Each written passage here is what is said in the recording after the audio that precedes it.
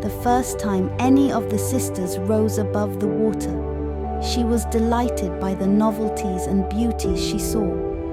But once grown up and at liberty to go where she liked, she became indifferent and longed for her home. In the course of a month or so, they all said that after all, their own home in the deep was best.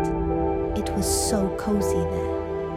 Many an evening, the 5 sisters, interlacing their arms, would rise above the water together. They had lovely voices, much clearer than any mortal, and when a storm was rising, and they expected ships to be wrecked, they would sing in the most seductive strains of the wonders of the deep, bidding the seafarers have no fear of them. But the sailors could not understand the words. They thought it was the voice of the storm, nor could it be theirs to see this Elysium of the deep. For when the ship sank, they were drowned, and only reached the merman's palace in death. When the elder sisters rose up in this manner, arm in arm, in the evening, the youngest remained behind quite alone, looking after them as if she must weep. But mermaids have no tears, and so they suffer all the more. "Oh, if I were only 15, she said. "I know how fond I shall be of the world above, and of the mortals who dwell there." At last her 15th birthday came. "Now we shall have you off our hands," said her grandmother, the old Queen Dowager. "Come now, let me adorn you like your other sisters."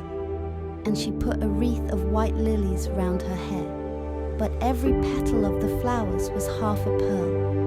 Then the old queen had 8 oysters fixed onto the princess's tail to show her high rank. "But it hurts so," said the little mermaid. "You must endure the pain for the sake of the finery," said her grandmother. But oh, how gladly would she have shaken off all this splendor and laid aside the heavy wreath. Her red flowers in her garden suited her much better, but she did not dare to make any alteration.